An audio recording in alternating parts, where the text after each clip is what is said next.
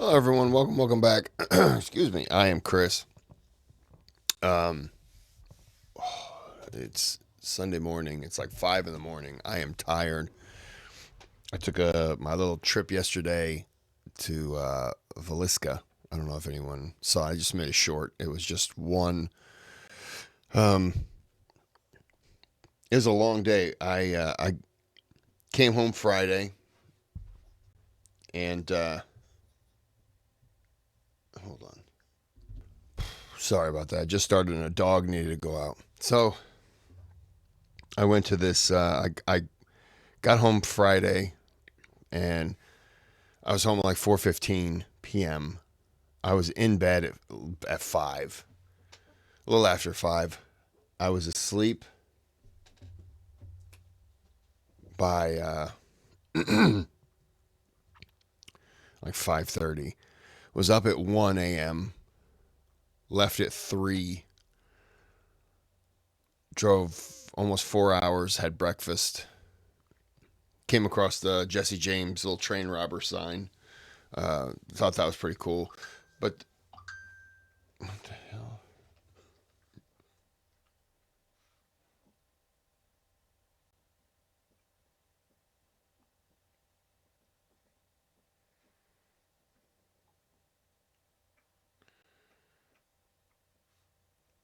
Okay. So, anyways, I went and did the Velisca axe murder house, and I did a short on there. And there was something about after the tour ended, I was no, I was by myself in the house,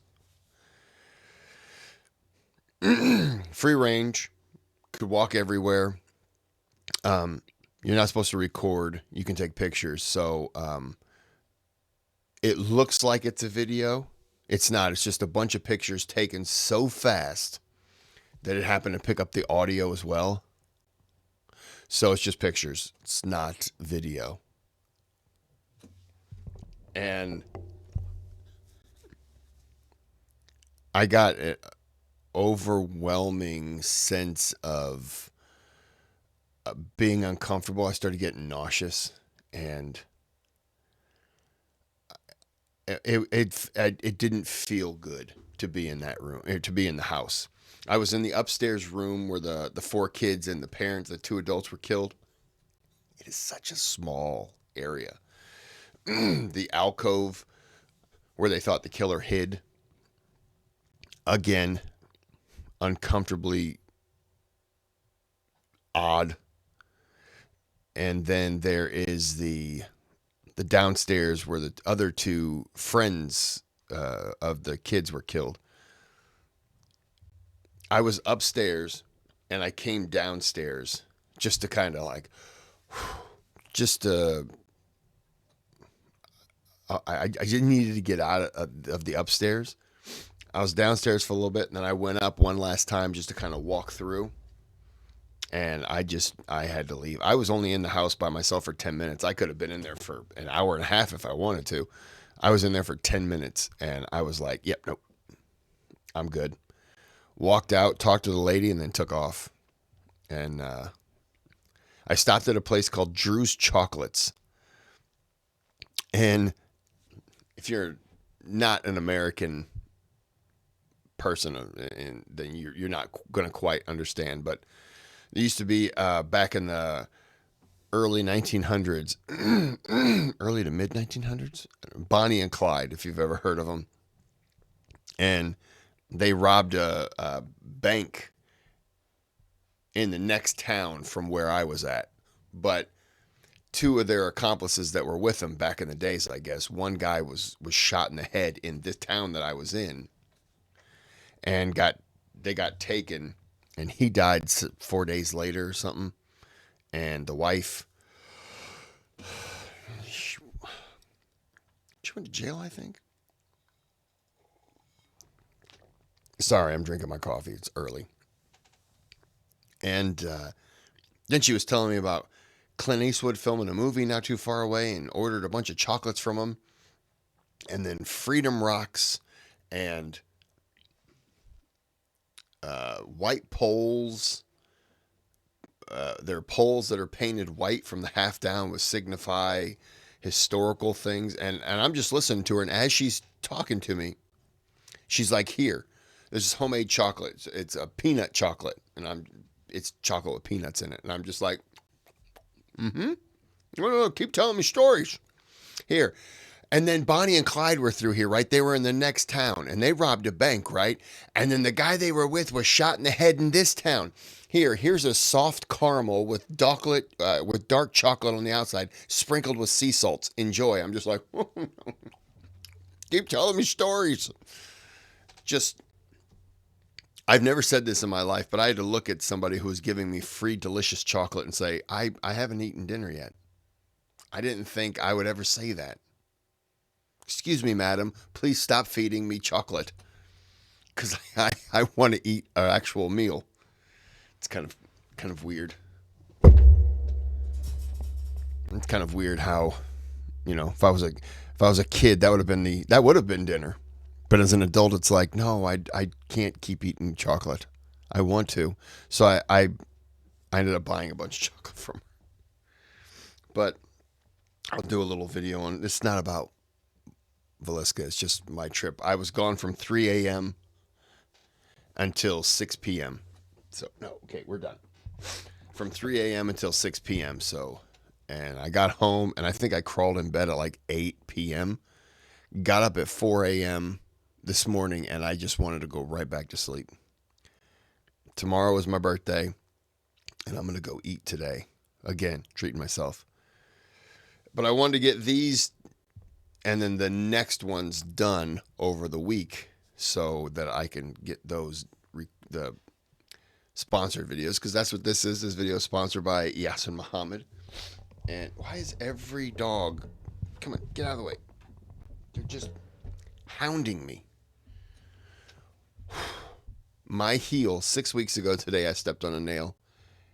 It hurts. Hurts to walk. My heel hurts. So I'm sorry, just fast forward if you don't want to listen to me just talking.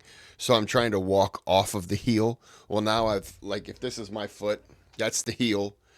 That's the outside of the foot. Well, here, we'll go this way. There you go. That's the outside of the foot. The outside of the foot now strained right in here. The heel still hurts. And now up the side on the outside of the right leg where the calf muscle is, that hurts because I've been walking awkward on it. And then my knee hurts a little bit. So I'm just, man, they said it's healing. It's in the healing stage. Well, I wish it would heal a little bit faster. How do I get it to heal faster?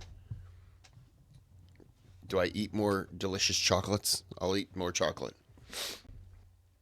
It's just a long day yesterday. They're always long days, but I'm glad to be home. But my weekend is just, I haven't been able to relax.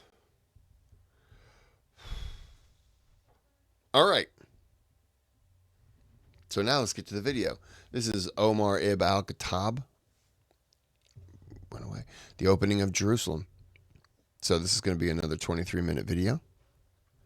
Which, if you're doing the math, that means you double that, and then you double that, and that gets you the secret number that I can't say out loud because it's a national kind of secret.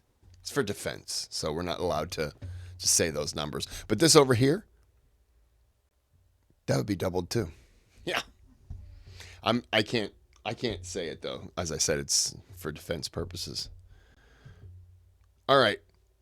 I think subscribe to the channel, thumbs up, thanks, words. All right, video. I'm so tired. And in the meantime, the communication starts. How long were the Muslims camped outside of Jerusalem? SubhanAllah, they were a patient army. They didn't go in and just massacre people or kill anyone. 4 months. 4 whole months. The Muslims were camped around Al-Quds, and the negotiations took place with the patriarch of Jerusalem in particular, who was known as a noble man, someone that wanted to secure, more than anything else, his religious heritage. Didn't care as much for the political dominance of the Byzantines as much as he cared for the church, the cross, the ability for Christians to be able to practice their faith. That's what he was concerned about. They didn't like the politics of the Byzantines anyway. So the communication begins between Sophronius and the Muslims, and Sophronius feels throughout this conversation that the Muslims really don't want to kill anybody. They're not trying to spill blood in a place that's holy to them. They're trying to make this a bloodless transfer as well. And this communication is a fascinating communication. The Muslims send this message that we're willing to let you practice your faith. We're willing to let you have your churches. We won't touch any of your relics. You'll pay the jizya. You'll have our protection. The jizya is lower than the zakah. SubhanAllah, think about that. The justice of Islam as it's being communicated to him as well. The tax that you will pay that exempts you from serving in the Muslim army and defending a religion and an empire now that you don't necessarily believe in or hold to be sacred, the tax that you will pay for that protection is less than what the Muslims pay in zakah. Sounds like a great deal, right? So Sophronius is communicating with Abu Ubaidah ibn al-Jarrah. Something very interesting here that happens. There is a companion whose name is Sharhabil ibn Hasana, radiyallahu ta'ala anhu, who by the way is one of the first. He's one of the earliest Muslims, Sharhabil, radiyallahu ta'ala anhu. And his seerah up until like after the death of the Prophet ﷺ is basically silent. He was a brilliant warrior, a brilliant commander. He says, listen, we're getting a little tired of some of these demands. And then the last demand in particular was, we want the Khalifa. Sophronius said, I want the Khalifa of the Muslims to come and assume the keys of Jerusalem. Send me Omar ibn Khattab radiallahu anhu, this man who we have heard so much about, this man who he mentioned, this is very interesting, he said the one who is spoken about in our scripture should come and assume what is rightfully attributed to him. And what that means is that Ka'b ibn al-Ahbar radiallahu ta'ala anhu became a Muslim. He was a Jewish rabbi that would become Muslim later. He said that in the scriptures it was said that the follower of the Prophet to come would take the keys of Jerusalem with patched garments and high ethics. Patched garments and high ethics. So Sophronius interpreted that to be Umar radiallahu ta'ala anhu, rightfully so. He said, send the one about whom we hear about his justice, and we'll give him the keys. Sharhabil said, you know what? Why don't we send Khalid ibn al-Walid radiallahu anhu and tell him it's Umar? He's big. I mean, he's physically the size of someone that could be, you could maybe interpret him to be Umar. And he can go and he can just handle this affair for us. And, he had a similar appearance apparently to Umar radiallahu ta'ala anhu. And that didn't work at all, because by that point they said what Khalid radiallahu anhu became famous in Ash-Sham. Why? The battles. I mean, he's this hero in all of these battles, Yarmouk included. So, no, this isn't going to work, right? So Sophronius didn't fall for it. The Byzantines didn't fall for it. They said, listen, we want Umar radiallahu ta'ala anhu to come. Some more context to this that the scholars mention. Sophronius was aware of a pact that Amr ibn al-As made and was signed by Umar to the Christians of Egypt. The treaty with the people of Egypt was that this is what Amr ibn al-As gives to the people of Egypt in terms of al-amn, in terms of security. He guarantees the protection of their lives, the protection of their religion, the protection of their wealth, the protection of their churches, the protection of their crosses, the protection of their land, the protection of their sea. And the one who signs this treaty is protected by Allah, protected by the Messenger of Allah, protected by Amir al-Mu'mineen, the commander of the believers, Umar radiallahu anhu, and the believers as a whole, and the Mu'mineen as a whole. SubhanAllah, Egypt under the Muslims became a place in which Christianity thrived. Books about Christianity were written. Scholars of Christianity developed in Egypt under Muslim rule. Sophronius wants this type of a pact. He wants this type of a guarantee for Jerusalem from Umar radiallahu ta'ala anhu. So Abu Ubaidah, he tries his last hand. He meets with Sophronius, the patriarch, and he meets with the elders of Ash-Sham, and he tries to assure them. He says, listen, At this point now, he's the Emir of Syria, Jordan, Lebanon, all of these different places. Did we destroy any churches? Did we take any crosses?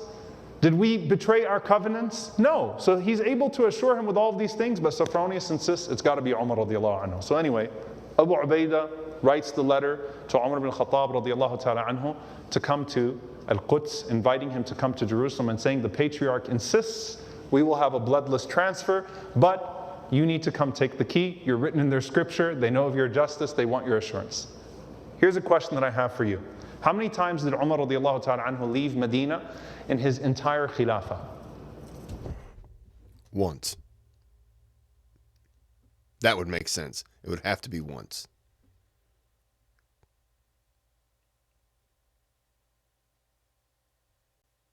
Or twice. I'm going with once.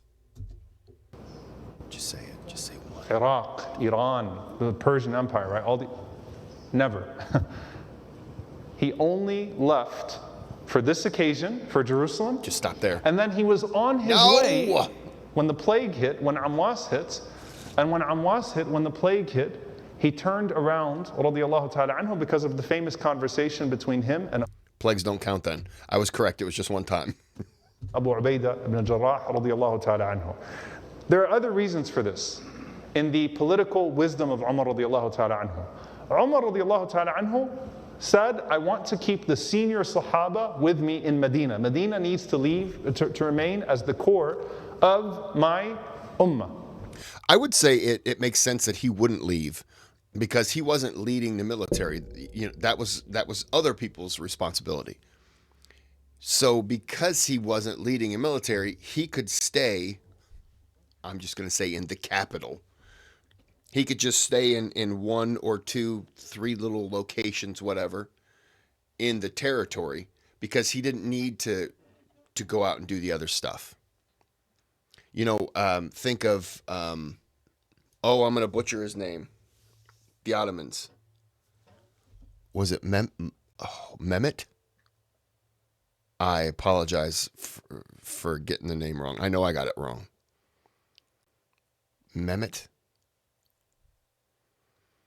You know what I'm talking about. He was leading the military, going all over and fighting, and he's the one who was captured by Timur. I did a video on him too. Wow. But I'm going to call him Muhammad. No, it wasn't Muhammad. Oh. Anyways, you know what I'm talking about. I'm sorry, I'm getting the name wrong. But he was always like, you know, leading the charge. So I could understand why he had to go, because where he went, his men followed and then they fought. Omar's, that's not what he's doing. He has the other people to do it. So it's reasonable to stay in a certain location, certain cities. He doesn't need to travel. So as Islam is spreading so rapidly, I need the senior Sahaba around me. And he would only send the Sahaba as generals, the senior Sahaba as generals, to conquer certain lands or to open certain lands, or he would appoint them as governors, and even then Umar radiallahu anhu would summon them regularly to check upon them. So Umar radiallahu anhu wanted to maintain the core of the seniority of the Sahaba in Medina around him. He wanted to keep that with him, and that's his central command, and that was part of his diplomacy. The other thing that the scholars mention, subhanAllah, which is that Umar radiallahu anhu just really loved Medina. And if you think about Umar radiallahu anhu, his greatest desire was what? Was to die in Medina as a shaheed. Wasn't that the dua of Umar radiallahu ta'ala anhu that he used to ask Allah subhanahu wa ta'ala for ash-shahadatu fi sabilik fi baladi nabiyik?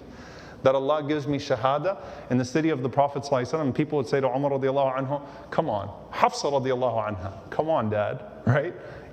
How are you going to die shaheed in Medina? The wars are taking place all over the place. Nothing's happening in Medina. And he knew that Allah subhanahu wa ta'ala would fulfill his intention if he was sincere enough. So Omar did not want to leave Medina because he wanted to die in Medina. He didn't want to go die in Persia or die in Sham. He wanted to die in Medina, and that was his wish, and Allah subhanahu wa ta'ala would answer his dua, of course. The last thing is that Umar radiallahu ta'ala anhu is 60 years old now. He's not a young man anymore. To where, it's easy for him to go out in these different places and these different journeys. So that's... It's also, yeah, he's 60 years old, and you're not just jumping on a plane. You got to jump on a camel, or... No, they didn't have those. They just pretty much had camels, right? They didn't have like any kind of... I almost said stagecoach, but that's like any kind of a carriage. But no, you didn't have that. It was a camel where you walked. And although I'm sure 60 years old back then, and I don't mean this negatively, but 60 years old back then was probably a much tougher 60 than 60 years old today. Because if you needed to travel great distances, you had to walk or you had to get a camel. You needed food, you probably had to go wrestle a bear so you could eat it. I'm pretty sure bears were common in Saudi Arabia. You wanted, some potato chips. You had to fight a potato chip plant. I don't know where they come from. So you had to do all your own stuff. So yeah, it was more grizzled back then, being able to survive on much less than today. Oh, I wonder what they would think today. Wait a minute. You get in something, and you turn, and it goes vroom vroom, and then you just like this little thing, and you push down on it, and it goes, and it can go fast, and you can travel great distances. No, that's devil magic. One of the things that the ulama mention as well. So it's the political instability as well as the personal connection that he has to Medina. And he wants to keep it. So what does he do? He consults Uthman and Ali. May Allah be pleased with them. A sign of the divine transfer to take place with Khulafa al-Rashidin. He brings forth Uthman and Ali, and he consults them about what he should do. Uthman radiallahu ta'ala anhu said, Ya Amir al-Mu'mineen, it's not a good idea. Don't leave Medina, because that will leave Medina vulnerable. The enemies will take advantage of it, and a plot will ensue on the inside of Medina. And who knows what could happen from there. Umar radiallahu ta'ala anhu asked Ali radiallahu anhu what he thought. And subhanAllah, Umar radiallahu ta'ala anhu's number one advisor, contrary to propaganda, his number one advisor was Ali radiallahu ta'ala anhu. The person he asked for more details, for more Did he say Ali? Consultation. The person he did shura with most was Ali ibn Abi Talib radiallahu ta'ala anhu. Ali, correct? And Ali was, I mix up so many. Was Ali the one that was built like a tank? Or was that, somebody said Uthman.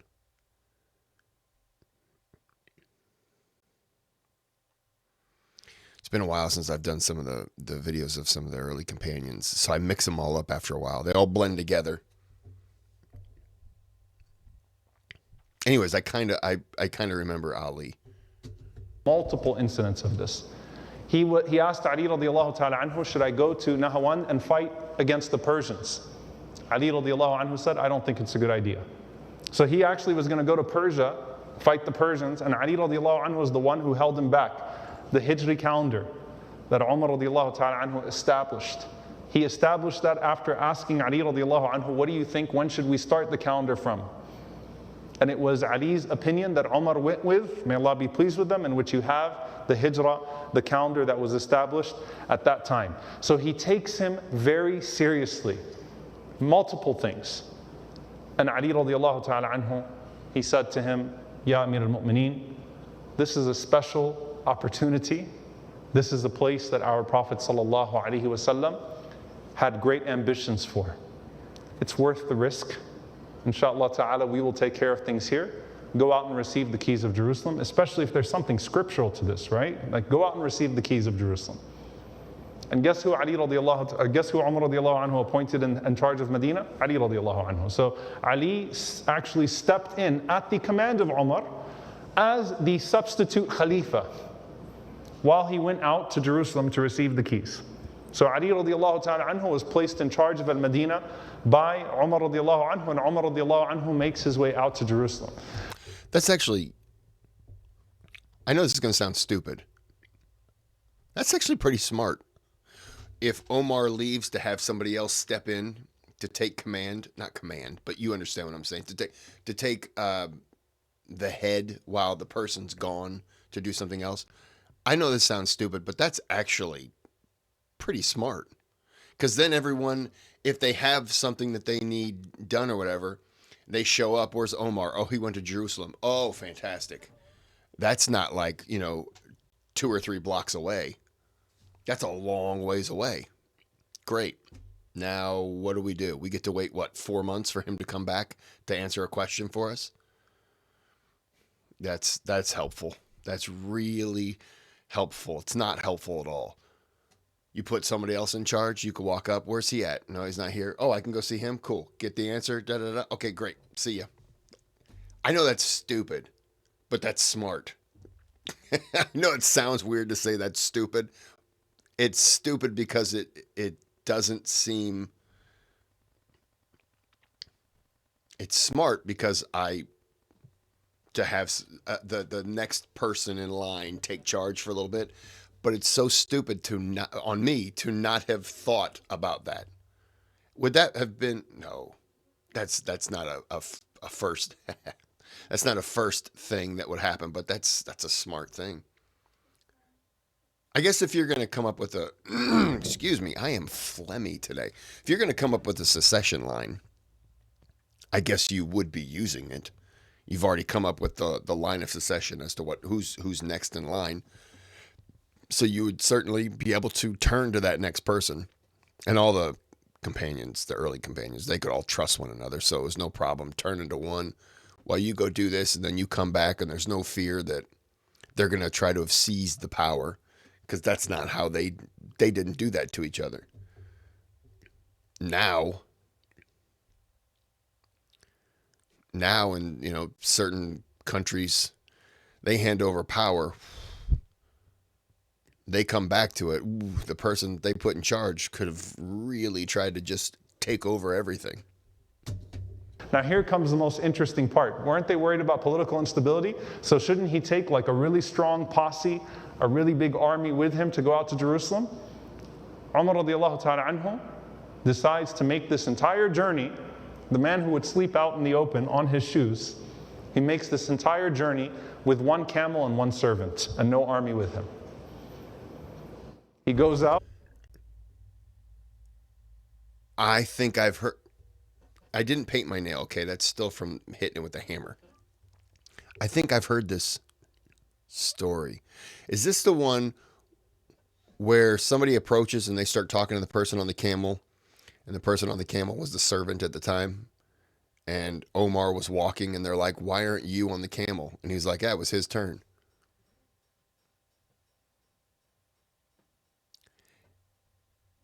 And I'm sure I've heard the name before. If this is that one, I've heard the name before, but it didn't register as to which companion it was. Carrying his sword, and he has his sandals, and he has 1 camel and 1 servant. And Bismillah, let's make our way to Jerusalem. No one else follow me. SubhanAllah. He goes out to Jerusalem. And I want you to imagine the description of how he looked. Umar radiallahu ta'ala anhu did not wear a turban. Umar radiallahu anhu did not wear a helmet. So his head was bare, and yes, by the way, Umar radiallahu anhu was bald. Okay? So Umar radiallahu anhu left his head exposed. So he's got quite the tan right now, doesn't he? Which, of course, for a royal occasion at the time, I mean, subhanAllah, these were things that were significant, right? But this was the humility of Umar radiallahu ta'ala anhu. It came naturally to him. The garment that he wore, remember we talked about that incident between him and Salman radiallahu ta'ala anhu about the garment that he had where he merged them together. The garment that Umar radiallahu ta'ala anhu was wearing was a white garment, and it had 17 patches on it. Patches, meaning these were places in the garment that ripped. It was a wool garment that ripped, and he patched it together in those places. And the description of it, subhanAllah, the description of it is it was disproportionately on his left side. Umar radiallahu anhu did not even care about the color of the patching. You know, usually when you want to patch your garment, you patch it with the same color, right? It wasn't in fashion to just be random with your colors. Umar radiallahu anhu patched it with whatever colors he could find. So his garment was beat up. He's not wearing a turban or a helmet. He has absolutely nothing to suggest royalty, and he goes traveling in the desert alone. The most powerful man in the world takes a trip from Medina to Jerusalem by himself with a servant, with no army, fearing no one but Allah subhanahu wa ta'ala, and without any of the appearance of a dignitary of the time, to go assume the keys of Jerusalem. Think about that.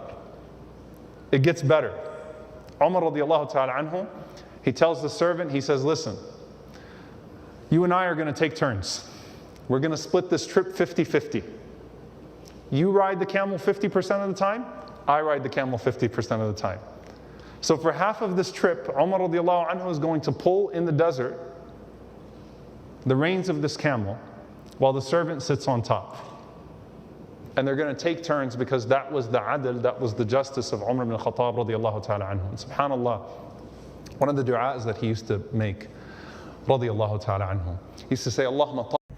You know, Donald Trump would do the same thing. Thawbi min amwal al-Muslimin. Allahu Akbar. He said, oh Allah, purify my thawb from being made of any of the money of the Muslims, meaning that, you know, you talk about amana here, like the trust here, like let it be purified of any cheating in it, any deception in it. And they make this journey. As they are making this journey, Umar radiallahu anhu to Jerusalem, him and his servant, they start to get closer to Palestine. The servant, it's his turn to get on the camel, and Umar radiallahu ta'ala anhu to pull based on the way that it was divided. Umar radiallahu anhu says, get on the camel. We're about to enter into Palestine. It's the big moment, right? They wake up that morning and Umar radiallahu anhu says, your turn. And he says, Ya Amir al-Mu'mineen, they're not waiting for me. Yantadirunak, they're waiting for you. They're not waiting for me. Like, come on, like, it's okay. I understand. I get it. You know, it's already generous of you enough that you split this 50-50 for this entire journey. Umar radiallahu anhu insists, he says, get on the camel, I'm going to pull the rein. Yeah, see, once this comes around, I would have put up a little bit of an argument. But like, yeah, no. They're waiting for you on this one. I'm happy to pull. Like, I'm happy to have walked 50.3% of the time. I'm not going to count this. It was 50-50. But this is when you're supposed to be on here. And he would have been like, no, it's going to be 50-50. And I would have made something up like, oh, I can't. I sprained my butt cheeks last time I was on the camel, so I got to walk it off. Yeah, everyone sprains their butt cheeks when you get on a camel, so it's time to start walking, you know. But go ahead, you get on there. Oh, I can't climb on the camel. I hurt my duodenum. I don't even know what that is or where. I know it. I think it's in the body. I wouldn't say that to him. I would be like, oh, I hurt my duodenum. I can't get in. He'd be like, what? I'd be like, oh, I think there's multiple. I don't know. I just make something up. My back kneecap hurts. What? Yeah. Just, oh, you get on. I gotta stretch it. I gotta stretch my back kneecap. Oh, my toe finger. I pulled my toe finger. He'd just look at me and be like, why don't you just wait outside the city now? Okay, I don't even want you to come in. I'd be like, no, I was just joking, baby. I need to come in with you. I need some chocolate milk. Why do I suddenly sound like some kind of weird crackhead? Like, come on, baby, just let me come in with you, Omar. I need my chocolate milk. 50-50, we agreed, half. And he said, Al-izza liman adda al-amana. Said, honor is to the one who fulfills their trusts. Again, a man of amana. And you wonder where Umar ibn Abdul Aziz radiallahu anhu would get it from. SubhanAllah, his grandfather. Said, no, izzah, honor, is to the one who fulfills his trust. I don't care if people are waiting on me and they see me pulling a camel. Who cares? It gets worse. They're walking into Palestine, and Umar radiallahu anhu falls in a puddle of mud. Allah decreed it that way. So this white garment that already had 17 patches on it is now covered in mud because Umar radiallahu anhu accidentally stepped into a puddle of mud. Okay, now this is getting embarrassing, right? Just so you don't blame the Sahaba with the famous incident that we know is coming up. You can imagine the scene. By the time Umar radiallahu anhu gets there, the people have lined. Hold on. If I'm on top of the camel, I'm looking down at him and going, I have a question. How are you the only person on the planet who found the only mud puddle in a desert and then you fell into it? Come on, man. They're waiting on you. The streets to watch the reception of the key given from the hand of the patriarch Sophronius to Umar radiallahu ta'ala anhu. They have lined the street for miles. People are sitting in their balconies. They are looking on to see who is this great man that never leaves Medina, that we've heard about now because Islam has spread to all of the areas around us. Who is this great man that we're going to see? So the Sahaba, they go out to meet Umar radiallahu ta'ala anhu, and he arrives first and foremost in the area of Al-Jabiya. Does anyone know where Al-Jabiya is today? It's actually the Golan Heights, illegally occupied, subhanAllah, may Allah liberate it, also stolen from the Muslims.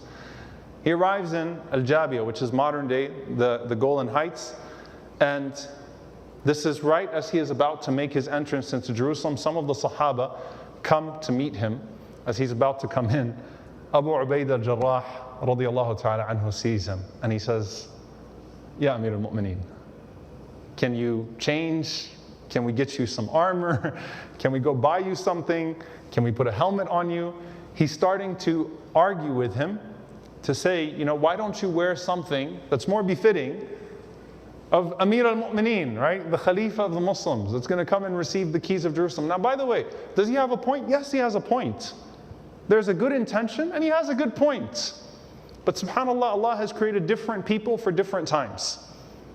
Umar radiallahu ta'ala anhu responds with the most famous answer that we have ever heard. نَحْنُ قَوْمٌ أَعَزَّنَا اللَّهُ بِالْإِسْلَامِ وَإِنِ ابْتَغَيْنَا الْعِزَّةَ لِغَيْرِهِ أَذَلَّنَا اللَّهُ. We are a people who Allah has honored through Islam. When we seek it through anything else, Allah will humiliate us.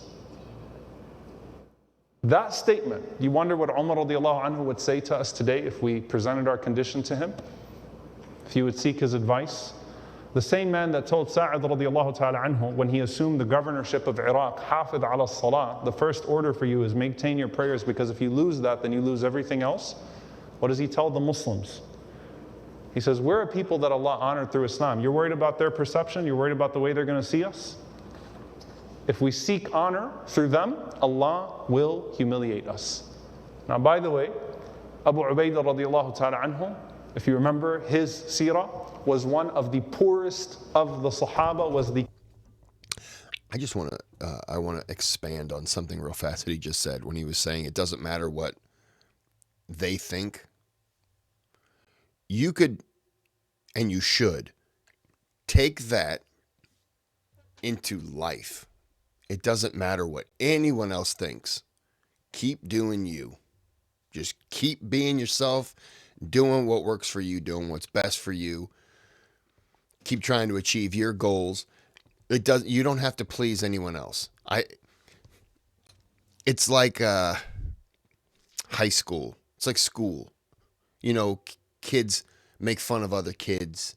They poke fun. I don't know what it was like for you, but in school for me, we moved so much. So I was always in new schools. So I was always meeting new people, learning new friends. My longest stretch with any one group was 5 years. And then that was 2 schools. And I learned pretty quickly. It just doesn't matter. None of it matters in terms of like,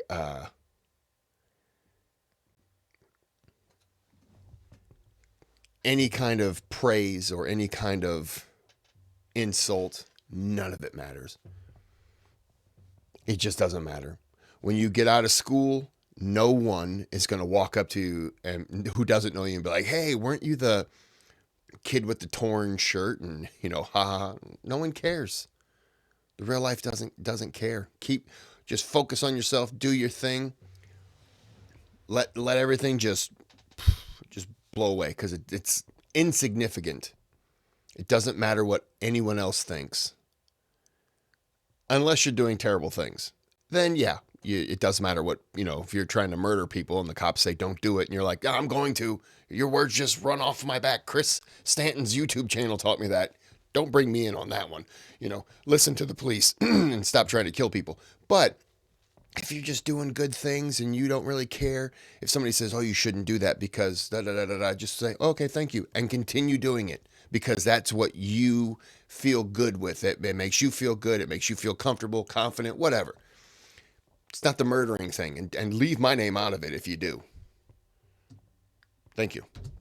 Commander of the Muslims, the Ameen of this ummah, and had absolutely no personal desire himself.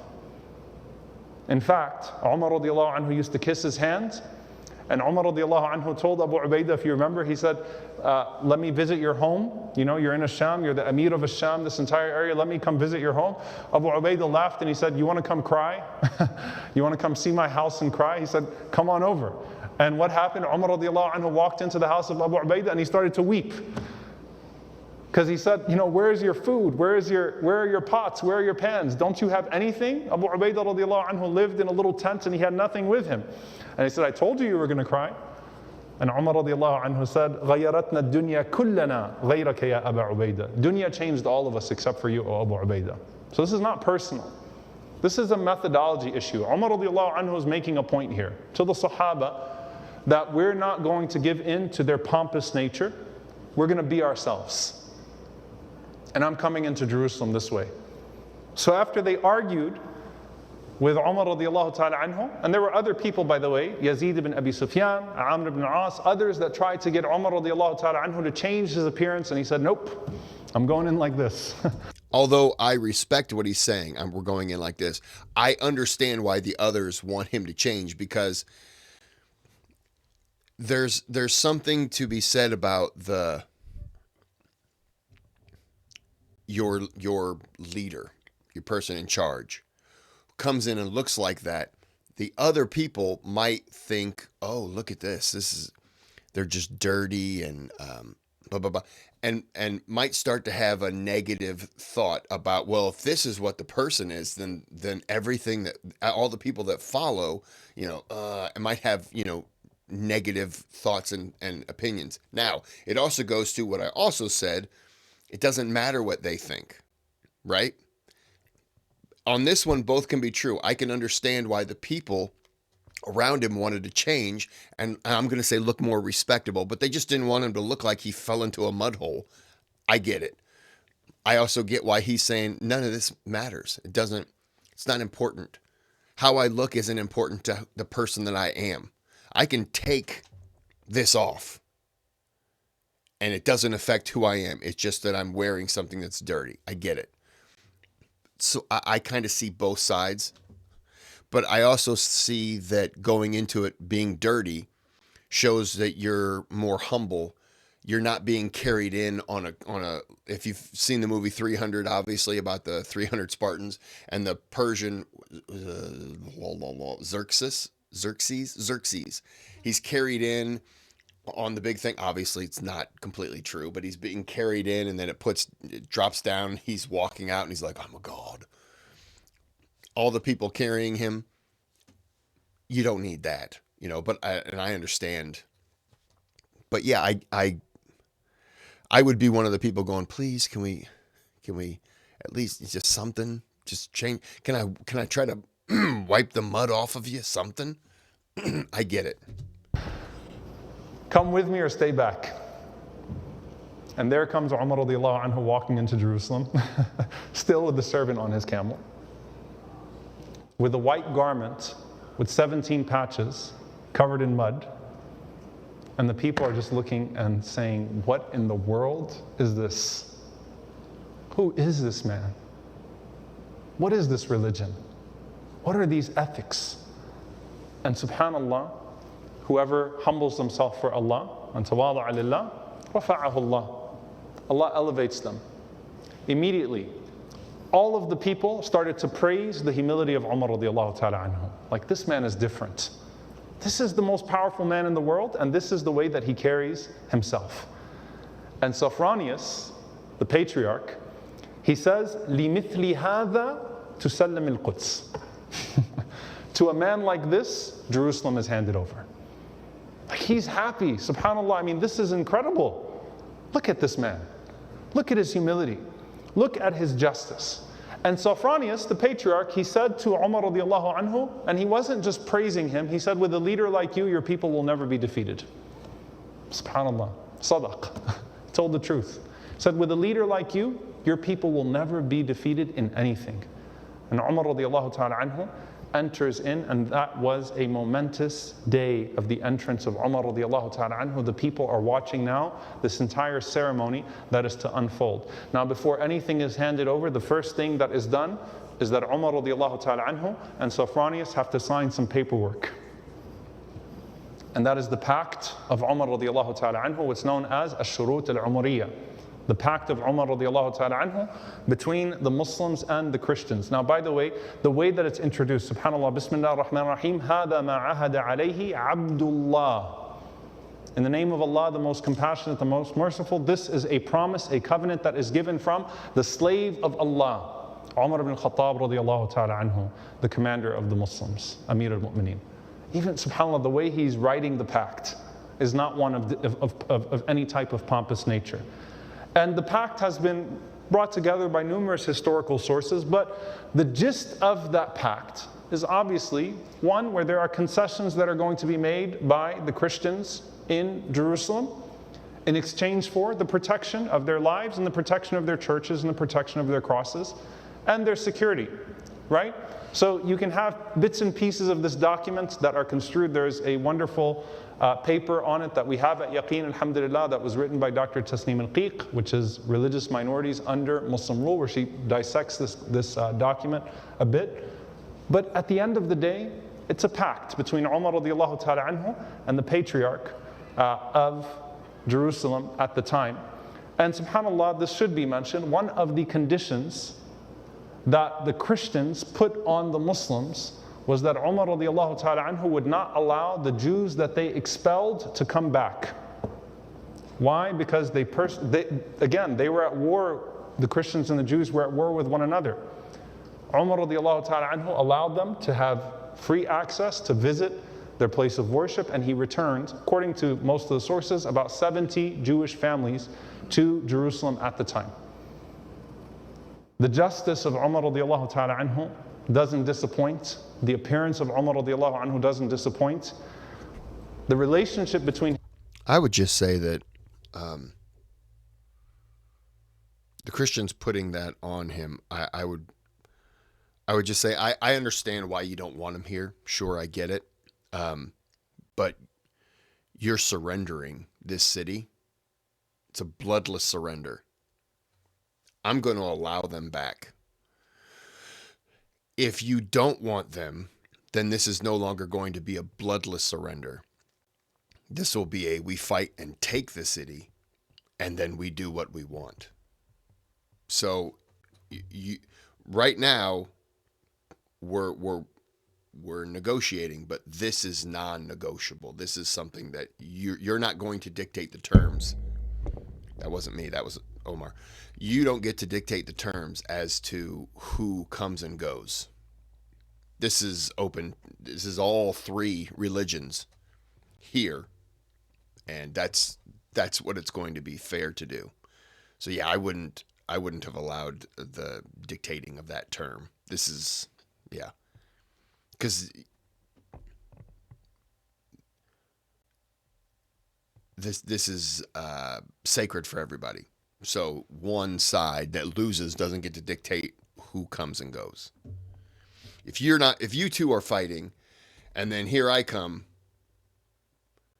and you beat them, so they're gone, and I beat you, but I'm allowing you to stay, then I would be allowing them to come back and stay. That was weird finger art by Kris. Put that on a t-shirt. him and Sophronius is on display for everyone. So if you're in Jerusalem at the time, you're watching the leader of the Muslims walk now with the patriarch of Jerusalem, and he's literally giving him a tour of Al-Quds. He's showing him around Jerusalem. We're gonna stop it right there. We're gonna stop it right there. I gotta grab some coffee. I gotta get some ice on my foot. And yeah, this is part 2. We'll be back with the final part 3 of Ruski. And yeah, I thought this was the walking in on the camel. I thought was interesting. It's funny. Okay, well, we're gonna end this here. We'll be back with part 3, and until then, have a good day, have a good night.